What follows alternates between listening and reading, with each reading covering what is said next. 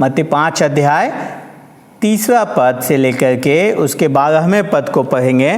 पर आज हम जो मनन करेंगे वो 9वें पद पर, जो 7वीं धन्यवाणी है, उस पे हम मनन करेंगे। अगर आप सबने निकाल लिया है तो आइए परमेश्वर के वचन के पढ़े जाने के आदर में हम सब अपने अपने स्थानों पे खड़े हो जाएं। आइए, परमेश्वर का वचन है। परमेश्वर के वचन में इस प्रकार से लिखा है, धन्य है वे जो मन के दीन हैं, क्योंकि स्वर्ग का राज्य उन्हीं का है। धन्य है वे जो शोक करते हैं, क्योंकि वे शांति पाएंगे। धन्य है वे जो नम्र हैं, क्योंकि वे पृथ्वी के अधिकारी होंगे। धन्य है वे जो धर्म के भूखे और प्यासे हैं, क्योंकि वे तृप्त किए जाएंगे। धन्य है वे जो दयावंत हैं, क्योंकि उन पर दया की जाएगी। धन्य है वे जिनके मन शुद्ध हैं, क्योंकि वे परमेश्वर को देखेंगे। धन्य है वे जो मेल कराने वाले हैं, क्योंकि वे परमेश्वर के पुत्र कहलाएंगे। धन्य है वे जो धर्म के कारण सताए जाते हैं, क्योंकि स्वर्ग का राज्य उन्हीं का है। धन्य हो तुम जब मनुष्य मेरे कारण तुम्हारी निंदा करे और सताए और झूठ बोल बोल कर तुम्हारे विरोध में सब प्रकार की बुरी बात कहे। तब आनंदित और मगन होना, क्योंकि तुम्हारे लिए स्वर्ग में बड़ा फल है। इसलिए कि उन्होंने उन भविष्यद्वक्ताओं को जो तुमसे पहले थे इसी रीति से सताया था। ये परमेश्वर का वचन है। हम सब अपने स्थान पर बैठ जाएंगे। आइए इस वचन की समझ के लिए हम परमेश्वर से सहायता को मांगें। पिताजी, हम धन्यवाद देते हैं आपके वचन के लिए। धन्यवाद देते हैं प्रभु, हम जब आपके वचन पे मनन करते हैं और ख़ास करके जब हम धन्य वचन को पढ़ रहे हैं, उस पर मनन कर रहे हैं, उस पर अध्ययन कर रहे हैं, प्रभु जी आज इसके द्वारा हम सबसे एक बार फिर आप बातचीत करें। होने दे प्रभु जी कि ये वचन हमारे हृदय को जांचने वाला हो सके, ये वचन के नाप में हम अपने जीवन को नाप सकें, और प्रभु जी ये वचन हम सब के जीवन में उस वास्तविक शिष्यता को लेकर के आने वाला हो सके जिसमें आप हमें ढालना चाहते हैं इस पहाड़ी उपदेश के द्वारा। प्रभु जी हम इस समय में विनती करते हैं कि आप हम सब के हृदय से बातचीत करें। ये वचन हम सब के लिए आशीष का कारण हो सके। हम सब इस वचन के सुने जाने के द्वारा प्रभु जी आपके पुत्र प्रभु यीशु मसीह की समानता में एक कदम आगे बढ़ने वाले हो सकें, यीशु के नाम से आमीन। हम आज 7वें धन्य वचन पे पहुँचे हैं, और 7वां धन्य वचन है कि धन्य है वे जो मेल कराने वाले हैं, क्योंकि वे परमेश्वर के पुत्र कहलाएंगे। प्रभु यीशु मसीह मत्ती 5 अध्याय 9वें पद में कहते हैं, धन्य है वे जो मेल कराने वाले हैं, क्योंकि वे परमेश्वर के पुत्र कहलाएंगे। और अगर आज के हम इस संसार को देखें तो शायद जो सबसे ज़्यादा जिस चीज़ की आवश्यकता इस संसार को है वो मेल कराने वाले लोगों की है।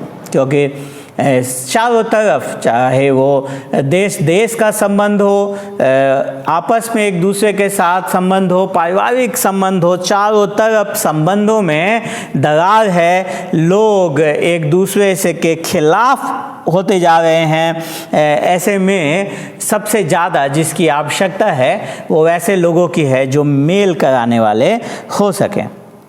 क्योंकि एक मेल कराने वाला व्यक्ति दो लोग जो एक परस्पर संबंध में आगे नहीं बढ़ पा रहे हैं उनके लिए कार्य करता है। जैसे भूतकाल हमने देखा है कि काफ़ी सारे पीस समिट होते हैं, शांति वार्ता होता है, जहाँ पे काफ़ी देश के लोग एकत्रित होते हैं कि वो एक दूसरे के साथ मेल के साथ कैसे रह सकें। मतलब मेल कराने वाला वो व्यक्ति है जहाँ पे पहले कोई मेल नहीं है, कोई शांति नहीं है, वहाँ पे वो उस शांति को लेकर के आता है।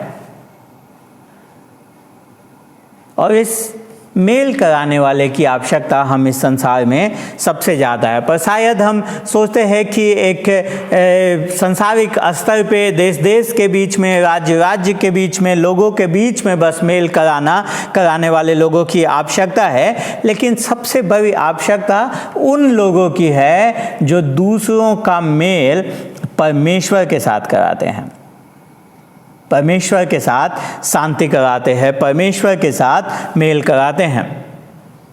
मतलब एक मेल कराने वाला, जिस मेल कराने वाले के बारे में प्रभु यीशु मसीह बात कर रहे हैं कि जो धन्य है जो मेल कराने वाले हैं, वो मेल कराने वाले हैं जो लोगों को परमेश्वर के साथ सामने लेकर के आते हैं, क्योंकि यही कार्य प्रभु यीशु मसीह अपने चेलों को देते हैं। जो प्रभु यीशु मसीह के चेले हैं, जो उसके राज्य के लोग हैं, उनका यही कार्य है कि वो दूसरों को भी परमेश्वर के साथ मेल कराने वाले हो सकें। मतलब है कि जो शांति परमेश्वर ने हमें दी है, जो मेल उसने अपने साथ का हमें दिया है, उसको हम सिर्फ अपने तक एकत्रित ना रख सकें, वरन हम दूसरों को उसको बांटने वाले हो सकें, हम दूसरों को वो मेल कराने वाले हो सकें, ताकि इसलिए प्रभु यीशु मसीह कहते हैं कि धन्य हैं वे जो मेल कराने वाले हैं। और हम शुरुआत से देखते आ रहे हैं, पहले दिन से, जब से हम धन्यवादियों को हमने मनन करना शुरू किया है, कि ये इन धन्यवादी में प्रभु यीशु मसीह खास करके अपने चेलों से बातचीत कर रहे हैं और बता रहे हैं कि जो परमेश्वर का राज्य है, जो स्वर्ग का राज्य है, उसका नागरिक कैसा दिखाई देना चाहिए। और इसीलिए वो धन्यवादियों के साथ, धन्य वचन के साथ शुरू करते हैं और सर्वप्रथम कहते हैं कि धन्य है वे जो परमेश्वर, मतलब जो परमेश्वर के सामने जिनको सहमति मिली हुई है, जो जिनको परमेश्वर स्वीकार कर रहा है, वो कौन लोग हैं? जो सर्वप्रथम आत्मा में क्या हैं? दरिद्र है, मन के क्या हैं? दीन हैं, जो बहुत ज़्यादा अपने आप को धर्मी नहीं समझते हैं, बहुत ज़्यादा आत्मिक नहीं समझते, बल्कि जो इस बात को मान लेते हैं कि उनमें कोई धार्मिकता नहीं है, वो उनमें कोई आत्मिकता नहीं है, वो पूर्ण रूप से आत्मिक रूप से एकदम से निराश हैं, हताश हैं, दरिद्र हैं, उनका कोई, उनके लिए कोई आशा नहीं है। और परमेश्वर कहता है, प्रभु यीशु मसीह, कि जो इस बात को मान लेते हैं परमेश्वर का राज्य उसी का है, स्वर्ग का राज्य उसी का है। कौन स्वर्ग जाते हैं? जो इस बात को सर्वप्रथम मान लेते हैं कि वो स्वर्ग जाने के योग्य नहीं है। और सिर्फ मानते ही नहीं हैं, हमने देखा कि दूसरे में वो उस पर शोक करते हैं, अपने आत्मिक अवस्था पे, अपने आत्मिक स्थिति पे, जो उनका आत्मिक दरिद्रता में वो जी रहे हैं, उस पर वो शोक करते हैं, उस पर वो दुखी होते हैं। वो सिर्फ बौद्धिक रूप से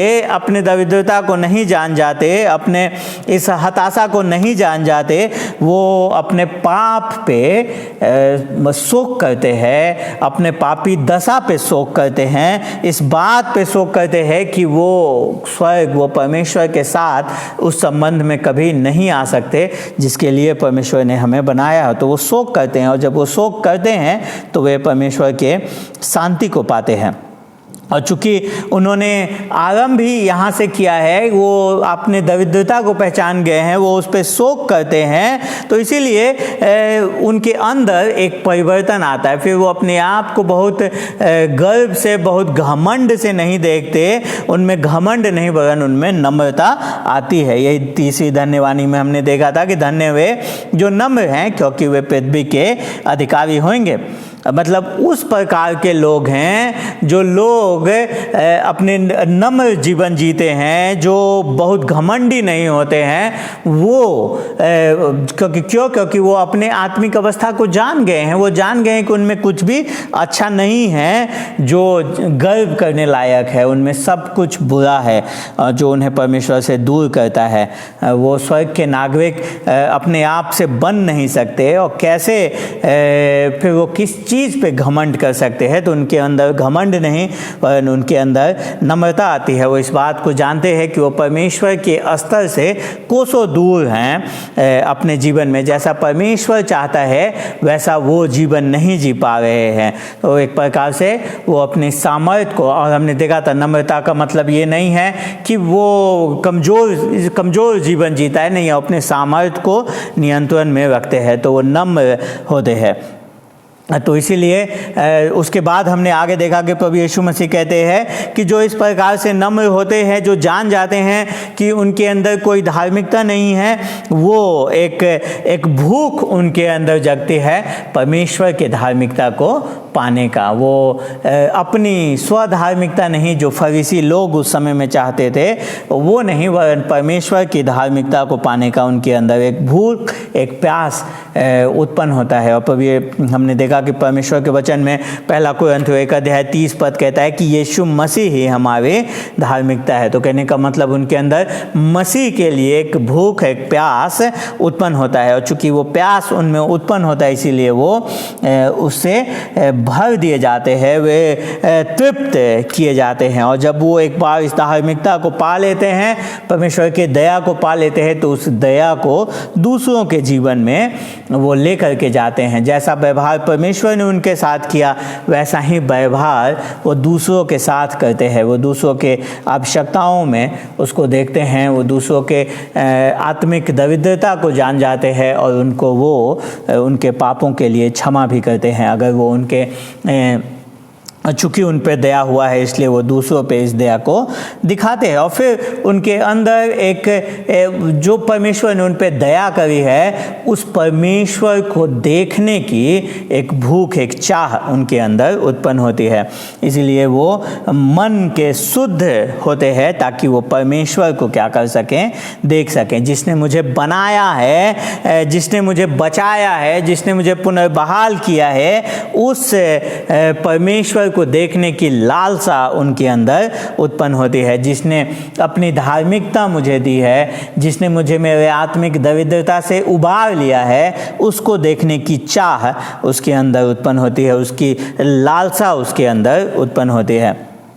तो हम देखते हैं कि ये धन्य वाणियाँ जो हैं, ये धन्य वचन जो हैं, ये अपने आप में पूरे पवित्र शास्त्र में इसलिए हैं ताकि हम अपने आप को इसके अंदर जांच सकें, ताकि हम अपने जीवन को जांच सकें। और ऐसा कोई व्यक्ति संभव नहीं है इस संसार में जो इन धन्य वाणियों को, इन धन्य वचन के बातों को पूरा कर सके, क्योंकि उसके लिए एक नया जन्म का होना आवश्यक है। जब तक एक नया जन्म ना हो, एक नया जीवन ना मिले, जब तक वो व्यक्ति एक नई सृष्टि ना हो जाए, वो इस पथ पे नहीं चल सकता। उसके बाद हम साथ में धन्य वचन पे आते हैं जिस पे आज हम मनन कर रहे हैं। वो है धन्य है वे जो मेल कराने वाले हैं, क्योंकि वे परमेश्वर के पुत्र कहलाएंगे। और सर्वप्रथम जो प्रश्न हमारे जीवन में आता उत्पन्न होता है कि क्यों ये मेल कराने वाले धन्य हैं। क्योंकि अगर उस समय के स्थिति को देखें या आज की भी स्थिति को देखें तो हम देखते हैं कि ऐसे लोगों की आवश्यकता नहीं है। लोग उनको पसंद करते हैं जो मेल कराने वाले नहीं, पर जो सफल हैं। उस समय में यहूदी लोग एक ऐसे मसीहा की आस में थे, एक ऐसे मसीहा की तलाश में थे जो उनको रोमी गुलामी से उन्हें आज़ाद कर सके। वो मेल कराने वाले मसीहा के इंतजार में नहीं थे, वो एक ऐसे मसीहा के इंतजार में थे जो आए और रोमी सल्तनत को, रोमी इस साम्राज्य को क्या करे, ख़त्म करे, उसको नष्ट करे, और ताकि उन लोगों को आज़ादी मिल सके। लेकिन प्रभु यीशु मसीह जो राजा है, राजा प्रभु यीशु मसीह कहता है कि नहीं, मेरा राज्य इस प्रकार से कार्य नहीं करता है। कहता कि उसका राज्य जो स्वर्ग का राज्य है, जो परमेश्वर का राज्य है, उसमें वो धन्य हैं जो मेल कराने वाले हैं। और फिर प्रश्न है कि आखिर क्यों ये मेल कराने वाले लोग धन्य हैं। क्योंकि वो एकदम दूसरों से अलग है, वो एकदम इस संसार के बाकी लोगों से अलग होते हैं, वो अलग ही दिखाई देते हैं। क्यों अलग दिखाई देते हैं? क्योंकि वो परमेश्वर के क्या हैं, वो पुत्र हैं। क्योंकि वे परमेश्वर के पुत्र हैं। कि जिस संसार में हम रहते हैं उसमें ये बात कहना कि मेल कराने वाले धन्य हैं, अपने आप में एक अनोखी बात, अनोखी शिक्षा हो जाएगी। क्योंकि इस प्रकार से लोग यहाँ पे जो आत्मिक दरिद्रता को नहीं पहचान पाए हैं अपने, वो इस प्रकार से नहीं सोचते हैं। लोग कहते भाई अपना काम देखो, दूसरे में क्यों टांग अड़ा रहे हो, जो तुम्हारा चीज़ है उसको काम करो, क्यों दूसरे के बातों में, दूसरों के चीज़ों में अपना दखल दे रहे हो? लोग यहाँ दखल बर्दाश्त नहीं करते। लोग ये नहीं चाहते कि उनके जीवन में किसी का हस्तक्षेप हो, कोई उनके जीवन में आकर के कुछ उन्हें सलाह दे। ऐसे लोगों को पसंद नहीं किया जाता। तो वैसे संसार में, वैसे समाज में मेल कराने वाले धन्य हैं, इस बात को कहना अपने आप में एक बड़ी बात है। तो प्रश्न उठता है कि जब उनको पसंद नहीं किया जाता है तो आखिर में वो ऐसा करेंगे क्यों? क्यों करेंगे? और इसीलिए मेल कराने वालों के बारे में आज हम 3 बातों को देखते हैं। और सर्वप्रथम हम देखते हैं कि परमेश्वर स्वयं मेल कराने वाला है। परमेश्वर स्वयं जो है वो मेल कराने वाला है। हम देखते हैं यूहन्ना 3:16 में इस प्रकार लिखा है कि परमेश्वर ने जगत से इतना प्रेम किया कि उसने अपना इकलौता पुत्र दे दिया। क्यों? क्यों? क्योंकि वो मेल कराने वाला है। और वो मेल ही कराने वाला नहीं, वो स्वयं शांति है, वो स्वयं मेल है। हम सोचते हैं कि जहाँ झगड़ा नहीं है वहीं उसी शांति को हम सोचते हैं कि जहाँ झगड़ा नहीं वहाँ पे मेल है, वहाँ पे शांति है।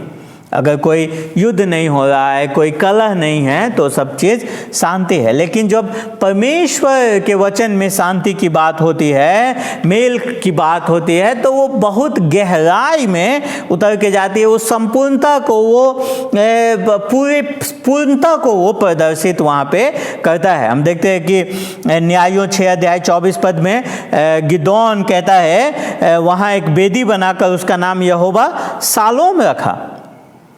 उसने एक बेदी बना करके उस जगह का नाम यहोवा सालोम रखा। सालोम जो मतलब जिसका अर्थ ही है शांति इब्रानी भाषा में। और रोमियो 15:33 में पौलुस कहते हैं, क्योंकि परमेश्वर का राज्य खाना पीना नहीं परंतु धर्म और मेल मिलाप और वह आनंद है जो पवित्र आत्मा से होता है।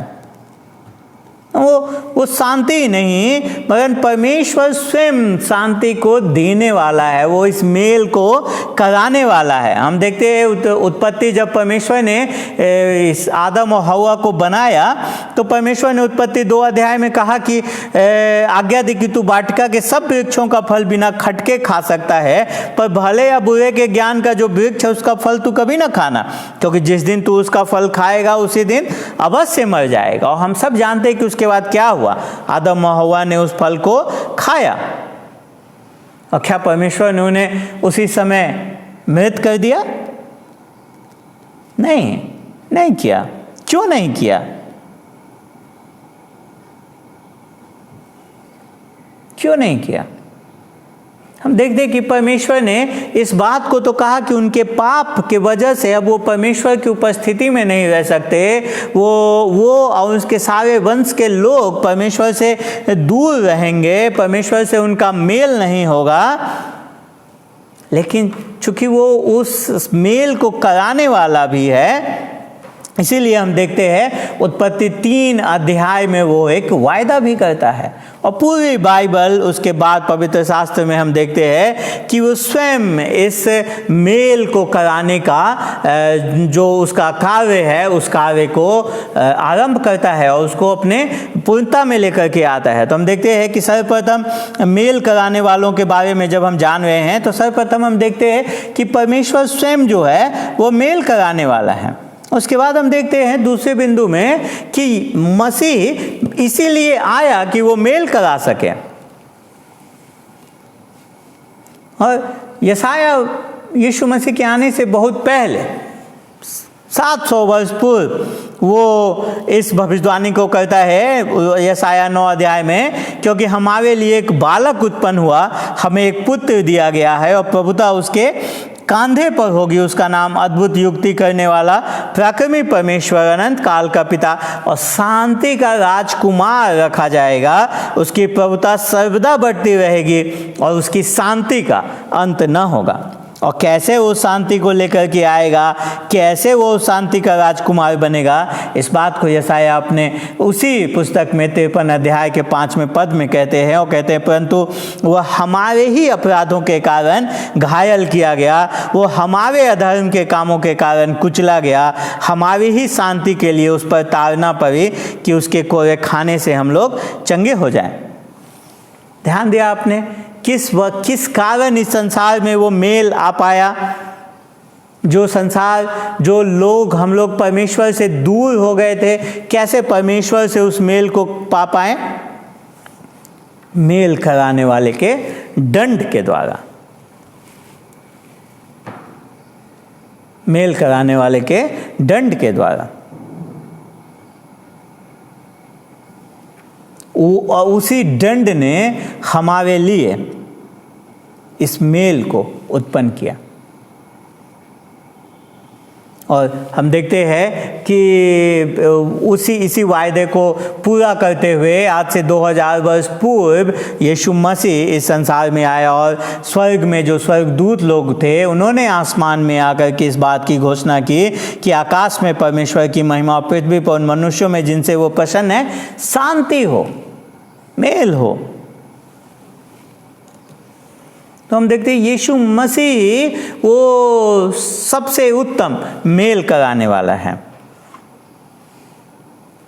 ये अजीब बात हो रही होगी जब यीशु मसीह चारों तरफ घूम घूम के प्रचार कर रहा होगा, लोग उससे अचंभित हो रहे हैं, उसकी शिक्षा से लोग उसके अधिकार को देख कर के अचंभित हो रहे हैं, उसके चमत्कार को देख कर के अचंभित हो रहे हैं, सोच रहे होंगे कि हाँ यही मसीहा है। लेकिन जब वो संदेश देता है, जब वो उपदेश देता है, तो वो लोगों को शायद क्रोधित भी कर देता होगा, क्योंकि वो कहता है कि धन्य है वे जो मेल कराने वाले हैं, क्योंकि वो अपने क्रूस के बारे में हर वक्त बात कर रहा होता है, वो अपने मृत्यु के बारे में बात कर रहा होता है। जबकि यहूदी लोग एक ऐसे मसीहा की आस में थे जो उन्हें आज़ाद कराएगा, जो उन्हें इस पृथ्वी का साम्राज्य दे देगा, जो उन्हें सबसे ऊपर उठा लेगा। लेकिन यीशु मसीह उनके इन उम्मीदों पे, इन आशाओं पे खरे नहीं उतरे, क्योंकि वो मेल कराने के लिए आए थे। उन्होंने मेल का प्रस्ताव दिया, उसने उस मेल को संभव बनाया अपने उस मृत्यु के द्वारा। और इसीलिए चूंकि परमेश्वर मेल कराने वाला है और हमें सबसे ज़्यादा आवश्यकता परमेश्वर के साथ मेल करने की है, इसलिए परमेश्वर ने इस संसार में वो यीशु मसीह आया। उसने परमेश्वर ने अपने इकलौते पुत्र को इस संसार में भेज दिया। जैसा कि कुलुसियों 1 अध्याय 19-20 पद में पौलुस इस बात को बताता है, क्योंकि पिता की प्रसन्नता इसी में है कि उसमें सारी परिपूर्णता वास करे और उसके क्रूस पर बहे हुए लहू के द्वारा मेल मिलाप करके सब वस्तुओं का उसी के द्वारा से अपने साथ मेल कर ले, चाहे वे पृथ्वी पर की हों चाहे स्वर्ग में की। तो हम देखते कि यीशु मसीह अपने मृत्यु, अपने पुनरुत्थान के द्वारा परमेश्वर के साथ उस मेल को संभव करते हैं। लेकिन हम कैसे उस मेल का अनुभव कर पाएंगे, कैसे हम उस शांति में परमेश्वर के साथ आ पाएंगे, हमें उस पर भरोसा करना होगा। इसलिए रोमियो 5 अध्याय 1 पद कहता है, अतः जब हम विश्वास से धर्मी ठहरे तो अपने प्रभु यीशु मसीह के द्वारा परमेश्वर के साथ मेल रखें। हमें उस पर अपना पूर्ण भरोसा लेकर के आना है। कैसे हम इस शांति को, परमेश्वर के साथ इस मेल को अनुभव कर सकते हैं? विश्वास के द्वारा। जब हम इस मेल कराने वाले पे विश्वास के द्वारा, उसके कार्यों पे जो उसने कलवरी के उस क्रूस पे किया, जब हम उस पे भरोसा करते हैं तो हम इस मेल का अनुभव कर सकते हैं। मेरे प्रियो, अगर आप आज परमेश्वर के साथ इस मेल को अनुभव करना चाहते हैं तो उस पर भरोसा करें, उसके उस कार्य पे भरोसा करें जिसको उसने पूरा किया है उस क्रूस पे। उस पे भरोसा करें जिसको उसने इस संसार में भेजा है। यीशु मसीह को हम बहुत प्रकार से जानते हैं। वो सृष्टिकर्ता है, वो चमत्कार करने वाला है, वो अच्छा शिक्षक है, वो स्वामी है, वो प्रभु है, छुड़ाने वाला है, उद्धार करता है। लेकिन मेल कराने वाली बात सारे चीज़ों को एक प्रकार से सार उसका उत्पन्न कर देता है कि वो परमेश्वर के साथ मेल कराने वाला है। वो और सिर्फ वो ही हमें उस मेल को, उस शांति को हमें दे सकता है। और सिर्फ वही हमें योग्य बनाता है कि हम इस मेल को पा सकें। और सिर्फ परमेश्वर के साथ ही मेल नहीं, वही है जो हमें एक दूसरे के साथ शांति के साथ जीवन जीने का अनुभव कराता है। वही है जो हमें हमारे अंदर उस शांति को पाने का उपहार देता है, हमारे आत्मा को शांत करता है। इसीलिए जब सर्वप्रथम पुनरुत्थान के बाद प्रभु यीशु मसीह अपने चेलों के पास आए तो उन्होंने क्या कहा? पहली बात जो उन्होंने कही वो कही तुम्हें शांति मिले, क्योंकि यही चीज उसने पूरी की थी, यही चीज उसने हमारे लिए प्राप्त किया था। परमेश्वर के साथ जो हमारा बैर था, जो हमारा झगड़ा था, जो हमारा कलह था, जो हमारा विद्रोह विरोध था, उसको उसने मेल कराया, उसको उसने शांति दी। इसीलिए वो आया, इसीलिए वो हमें उस शांति का प्रस्ताव देता है, उस मेल का प्रस्ताव देता है, क्योंकि वही सर्वोत्तम मेल कराने वाला है। अब ये बात हमें अपने आज के इस मेल कराने वाले के बारे में जानने के तीसरे भाग में लेकर के आती है। और हमें इस बात को जानना है कि हम सब को ये मेल कराने वाला बनना है, हमें मेल कराने वाला बनना है। परमेश्वर मेल कराने वाला है। यीशु मसीह इसी कारण से इस संसार में आया और अब हम सब जो उसके चेले हैं, जो हम उसके पीछे चलते हैं, हमें ये मेल कराने वाला बनना है। धन्य वे जो मेल कराने वाले हैं, क्योंकि वे परमेश्वर के पुत्र कहलाएंगे।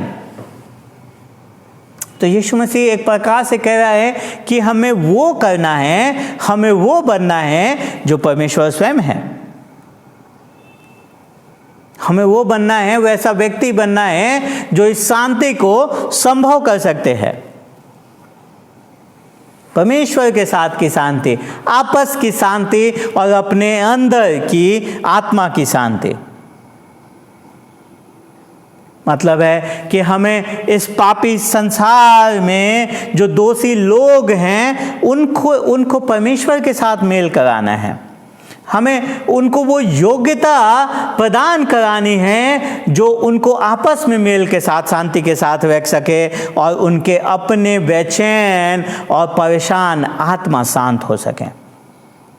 मेरे प्रियो, पर इस बात को हमें याद रखना है कि हम ये शांति उनको दे नहीं सकते हैं,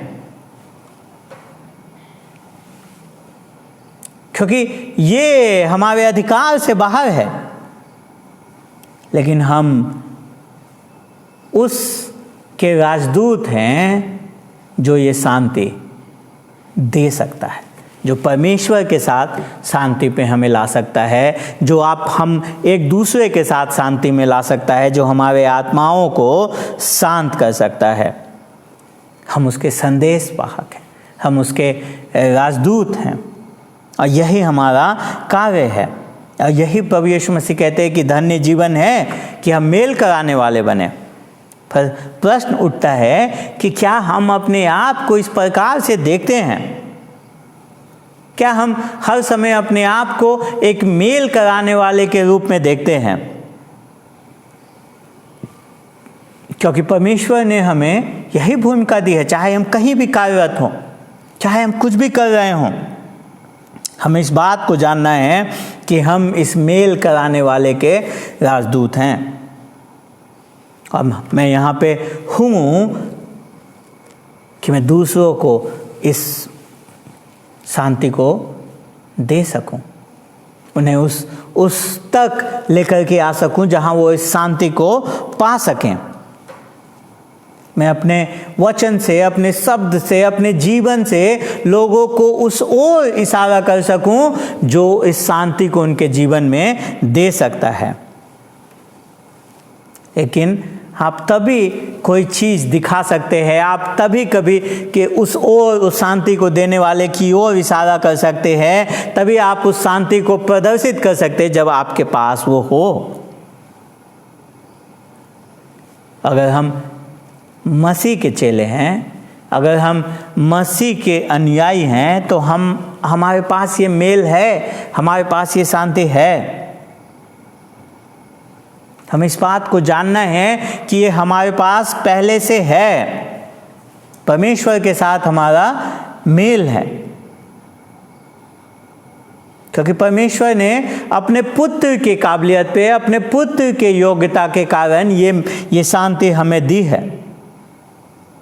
उसका पुत्र जो क्रूस पे जो उसने कार्य किया, उस पे जब हम भरोसा लेकर के आते हैं तो ये शांति हमें परमेश्वर देता है। उसकी योग्यता पे, उसकी काबिलियत पे ये शांति हमें मिलती है, हमारे नहीं। और हमारे पास वो भी योग्यता परमेश्वर देता है कि फिर हम आपस में भी एक सही संबंध में रह सकें और अपने आत्मा को भी शांत रख सकें। और ये शांति हमारे पास इसलिए है क्योंकि हमारे पास मसीह है, वही हमारी शांति है। लेकिन हम कहेंगे कि शायद कुछ गलत हो गया है, क्योंकि हम लोगों को इस प्रकार से एक दूसरे के साथ शांति में तो देख नहीं पाते, एक दूसरे के साथ मेल में तो देखते नहीं हैं।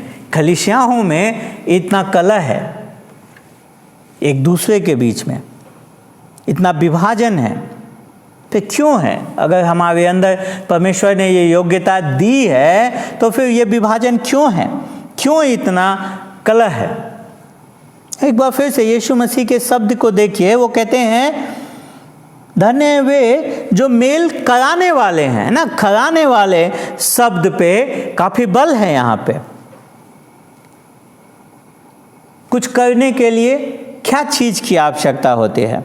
अगर आप कुछ बनाते हैं, आप कोई व्यापार करते हैं, आप कोई मित्र ही बनाते हैं, तो किस चीज की आवश्यकता होती है? क्या है जो उसमें लगता है? उसमें कार्य करना पड़ता है, और सबसे ज़्यादा उसमें समय की आवश्यकता है। तो हमारे पास शांति है मसीह में, लेकिन हमें उस शांति को बनाने के लिए भी बुलाया गया है, ताकि हम उसके लिए कार्य कर सकें और उस शांति को आने में समय लगे। और इसलिए नया नियम इसके बारे में बहुत ज़्यादा बातचीत करता है। थिस्सलुनीकियों की पत्री में पौलुस कहते हैं पहले थिस्सलुनीकियों में कि एक दूसरे के साथ मेल के साथ रहो। इब्रानियों की पत्री में ऐसा लिखा है 12 अध्याय में कि जहाँ तक संभव हो सके एक दूसरे के साथ शांति के साथ, पास वो क्षमता है, वो योग्यता है कि हम एक दूसरे के साथ शांति के साथ, मेल के साथ रह सकते हैं। हम जो मसीह के लोग हैं, हम जो मसीह के चेले हैं, उनमें ये क्षमता है। लेकिन अगर जिसका ये नया जन्म नहीं हुआ, ये नया जीवन नहीं हुआ है, जिसने इसको अनुभव नहीं किया है, वो अपने प्रयास के बावजूद भी इसको संभव नहीं कर सकता है।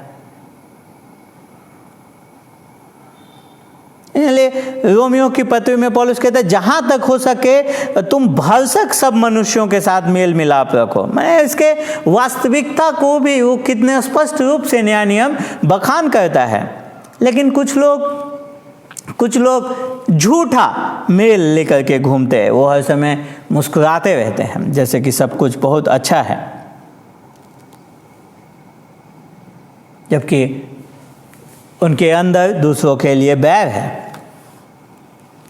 वो झूठी शांति लेकर के, झूठा मेल लेकर के घूमते रहते हैं, क्योंकि वो किसी को सामना नहीं करना चाहते उन समस्याओं का। और ये बहुत आसान है अपने समस्याओं से भाग जाना या फिर उसके साथ समझौता कर लेना। लेकिन जो मेल कराने वाले लोग हैं वो ऐसा नहीं करते, वो सच्ची शांति के लिए प्रयासरत होते हैं।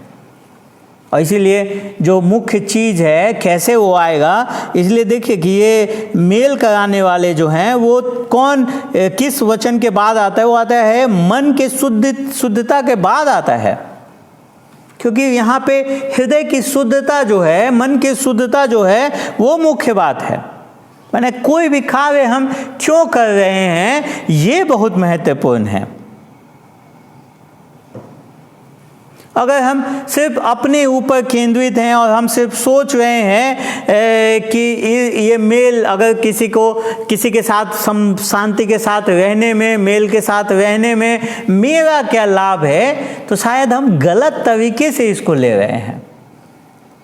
जहाँ पे हमें कुछ बोलना भी है, जहाँ पे हमें उनके गलतियों का, उनके पापों का उजागर करने की आवश्यकता है, वहाँ भी अगर हम समझौता कर रहे हैं झूठे मेल के लिए, झूठे शांति के लिए, तो ये इस मेल कराने वाले के बारे में बात यहाँ नहीं हो रही है।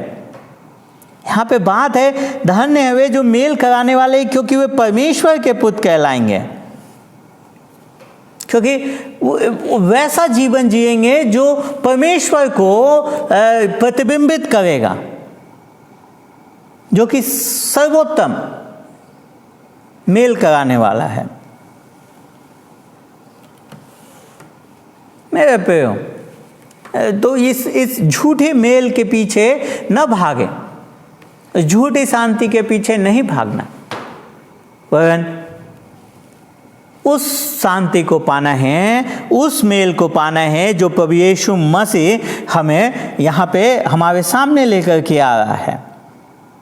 और क्या है, ये एक कठिन कार्य है। इस कार्य को करना ये कोई आसान चीज़ नहीं है कि हम ऐसे मेल कराने वाले हो सकें, पर इसका एक बहुत बड़ा इनाम है अगर हम इसके लिए प्रयासरत हैं, अगर हम इस कार्य को कर रहे हैं, अगर हम इसमें समय दे रहे हैं, तो क्योंकि हम परमेश्वर के पुत्र कहलाएंगे। इससे बड़े आदर की बात इस संसार में और कुछ नहीं हो सकती कि हम परमेश्वर के पुत्र कहलाएं। हम उस परमेश्वर के पुत्र कहलाएं जिसके हम शत्रु थे, जिसके हम कोप के भागी थे, उस परमेश्वर के जिसका न्याय के हम अधीन थे, लेकिन उसने अपने ही अनुग्रह में उसने हमें अपने साथ मेल करा लिया, और हमेशा के लिए हम सबको, हम जो उसके पीछे चलने वाले लोग हैं, हम जो उस पे भरोसा करने वाले लोग हैं, उसको अपने परिवार का भाग बना लिया। और इसीलिए अब वो हमें कहता है कि अगर हम वही कार्य करते हैं जो वो करता है, जो उसका पुत्र करता है, तो हमें परमेश्वर के हम पुत्र कहलाएंगे। लेकिन वो पुत्र कहला पाएंगे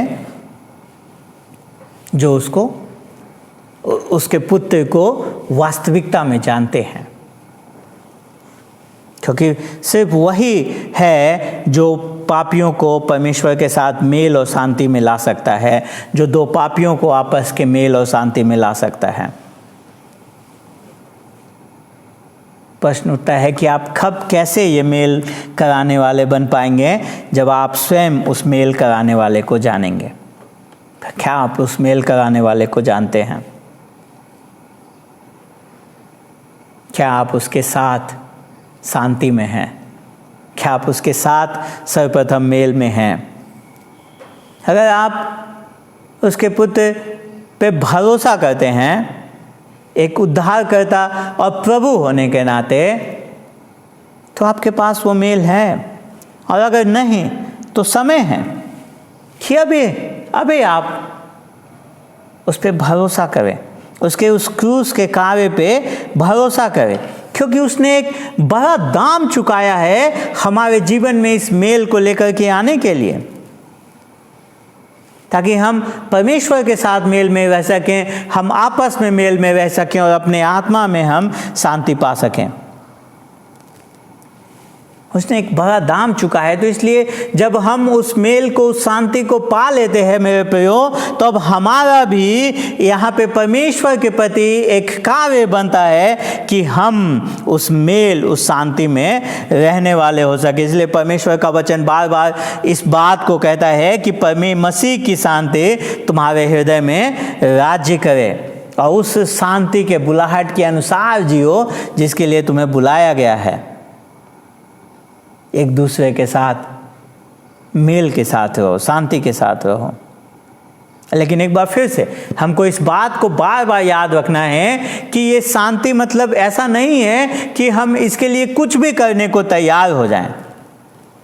शायद हम कई बार किसी को सामना नहीं करना चाहते, किसी को उनकी गलत बात, झूठी बात नहीं बताना चाहते, और इसलिए हम इससे समझौता करते हैं। हम सोचते हैं कि हम मेल कराने वाले हैं, हम शांति प्रिय हैं। ऐसा नहीं है। कई बार परमेश्वर के कार्य में इस बात की बहुत आवश्यकता होती है कि हम लोगों को उनके पाप से रूबरू कराएं। और जबकि ऐसा लग रहा होता है कि उस समय में ये बहुत ज़्यादा शांतिपूर्ण कार्य नहीं है, लेकिन यही शांति की परिपूर्णता है। कोई झूठी छिपी हुई समझौते वाली शांति नहीं, वरन कि हम लोगों को सच में उनके पाप से रूबरू करा परमेश्वर के सामने उनको ला सकें, ताकि परमेश्वर के साथ उनका उत्तम मेल हो सके। बहुत लोग आज इस समझौते वाले मेल में, समझौते वाली शांति में जीवन जीना चाहते हैं। और हमारे लोगों को परमेश्वर के राज्य के बारे में, परमेश्वर के सुसमाचार को बताने में भी हम इस चीज़ को देखते हैं कि हम अधिकतर सिर्फ सुसमाचार के लाभ को लोगों को बताना चाहते हैं, बिना इस बात को बताए कि ये शिष्यता उनके जीवन में कितना महंगा साबित होगा। हम सिर्फ उन्हें बताते हैं कि अब सब कुछ अच्छा हो जाएगा, और हम ये नहीं बताते कि कैसे ये शिष्यता उनके जीवन में महंगा पड़ेगा। हम बिना पश्चाताप के विश्वास के सुसमाचार को प्रस्तुत करने लगते हैं, ताकि आसानी से लोग विश्वास कर सकें।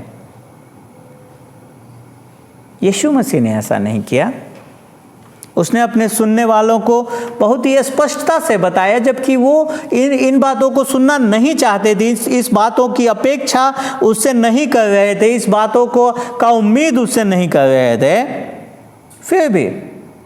फिर भी हम देखते कि कई दफ़ा लोग उसको पत्थर मारने के लिए उतारू हो गए, लोग उसको मारने तक, उसको फेंकने तक को उतारू हो गए, लेकिन वो फिर भी उसने सच्चाई के साथ लोगों के पाप को उनके सामने रखा, पाप से उनका रूबरू कराया, क्योंकि लंबे समय में वही उनके लिए लाभकारी है कि वो अपने आत्मिक दरिद्रता को देख सकें, वो देख सकें कि उनके लिए एक आवश्यकता है परमेश्वर के साथ, जो उनका संधि विच्छेद हो गया है, परमेश्वर के साथ जो वो मेल पे नहीं है, उस मेल को वो लेकर के आने वाले हो सकें। मेरे प्रियो, हमें इस झूठे मेल मिलाप के सुसमाचार में नहीं, उस सच्चे मेल, उस सच्ची शांति के सुसमाचार में भरोसा करना है। और हमारे जीवन का ये आनंद होना चाहिए कि हम इस जो सर्वोत्तम मेल कराने वाला है उसके पुत्र कहलाने वाले हो सकें। धन्य वे जो मेल कराने वाले हैं, क्योंकि वो परमेश्वर के पुत्र कहलाएंगे। परमेश्वर हम सबको आशीष दे। आइए हम प्रार्थना करें। पिताजी, हम धन्यवाद देते हैं आपको। सच में प्रभु जी, हम अपने अपराधों में ही थे प्रभु जी, हम आपके बैरी थे, आपके आज्ञाओं के विरुद्ध में हम कार्य कर रहे थे। तो प्रभु जी, सच में आपका दया, आपका अनुग्रह हमारे जीवन पे उत्पन्न हुआ कि प्रभु जी हम उस शांति को जान सकें, उस मेल के मार्ग को हम पहचान सके प्रभु जी आपके द्वारा चुने जाने के कारण। और प्रभु जी हम धन्यवादित है प्रभु जी कि आपने हम सबको उस मेल की ओर आप हमें लेकर के आए हैं। प्रभु जी हम आपसे प्रार्थना करते हैं कि जब आपने हमें स्वयं के साथ मेल कराया है, आपस में एक दूसरे के साथ मेल में शांति के साथ रहने की क्षमता दी है, अपने आत्मा के शांति की क्षमता दी है, होने दे परमेश्वर कि हम उस अनुसार अपने जीवन को जी सकें और सच में जो मेल कराने के लिए आपने हमें इस संसार में रखा है, हम वो मेल कराने वाले लोग हो सकें। प्रभु जी हम लोगों को आपके साथ मेल करा सकें, लोगों का मेल आपस में करा सकें और उनका स्वयं से मेल कराने वाले हो सकें। प्रभु जी हम सारी बातों को आपके हाथ में सौंप देते हैं, विनती करते हैं प्रभु जी कि हम इन वचनों को सुनने के द्वारा सच में हमारे हृदय इससे छिद्र सकें। और प्रभु जी हम कई बार अपने जीवन में झूठे मेल के पीछे भागते रहते हैं, झूठी शांति के पीछे भागते रहते हैं। प्रभु जी हम सच्ची शांति को दरकिनार कर एक समझौते वाली शांति में जाते हैं। हम उन बातों के लिए, उन अपराधों के लिए आपसे क्षमा मांगते हैं और प्रार्थना करते हैं कि होने दे कि हमें इस प्रकार से आप आगे बढ़ाएं अपने प्रेम में, अपने उस शांति में, अपने उस ज्ञान में, ताकि हम उस सच्चे मेल, उस सच्ची शांति के पीछे चलने वाले हो सकें। प्रभु जी हम सारी बातों को आपके हाथ में सौंप देते हैं, धन्यवाद के साथ प्रार्थना अपने उद्धारकर्ता मुक्तिदाता प्रभु यीशु मसीह के नाम से मांग लेते हैं, आमीन।